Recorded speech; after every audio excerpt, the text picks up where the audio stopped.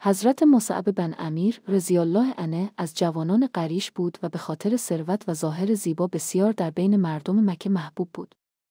او در رفاه و آسایش کامل زندگی می‌کرد، اما وقتی پیامبر اسلام حضرت محمد صلی الله علیه و آله دعوت به اسلام را آغاز کردند، مصعب به اسلام علاقه‌مند شد و تصمیم گرفت به دین خدا ایمان بیاورد. مسلمان شدن حضرت مصعب به صورت پنهانی نزد پیامبر رفت و اسلام آورد. وقتی مادرش که زنی سختگیر و سرسخت بود از مسلمان شدن او آگاه شد، او را مورد آزار و اذیت قرار داد و حتی از خانه طرد کرد.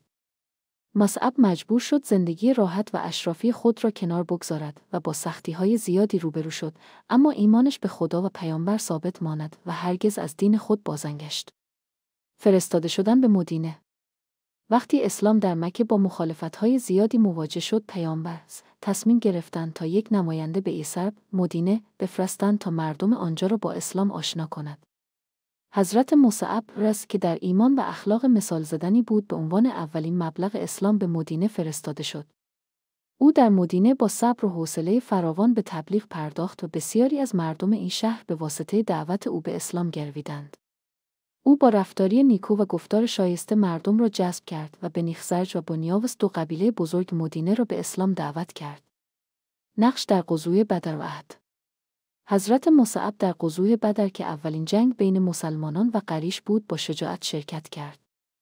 او در این جنگ رشادت بسیاری نشان داد و در کنار سایر مسلمانان به پیروزی دست یافت. در غزوه احد پیامبر اسلام پرچم مسلمانان را به حضرت مصعب سپردند. در این نبرد مصعب پرچم را با قدرت در دست داشت و به یارانش روحیه میداد. اما در اواسط جنگ، هنگامی که او با دلاوری مشغول دفاع از پیامبر بود، توسط دشمنان مورد حمله قرار گرفت. دست راستش که پرچم را در آن گرفته بود قطع شد. او بلافاصله پرچم را به دست چپ گرفت، اما دست چپش هم قطع شد. در نهایت پرچم را با بدنش نگه داشت تا زمین نیفتد، تا اینکه دشمنان او را به شهادت رساندند. وفات حضرت مصعب بن امیر در همان غزوه احد به شهادت رسید.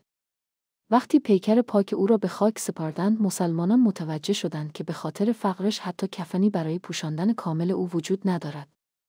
تنها یک پارچه کوچک بود که اگر سرش را میپوشاندند پاهایش بیرون میماند و اگر پاهایش را میپوشاندند سرش پیدا میشد.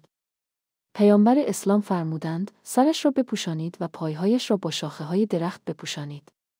میراث حضرت مصعب بن امیر نمونه‌های بارز از ایمان، فداکاری و دلاوری بود. او برای گسترش دین اسلام از همه راحتی‌های دنیوی خود گذشت و در راه خدا به شهادت رسید. امروز او به عنوان یکی از بزرگان صحابه و اولین سفیر اسلام شناخته می شود و یاد و نامش همچنان برای مسلمانان سراسر جهان الهام بخش است.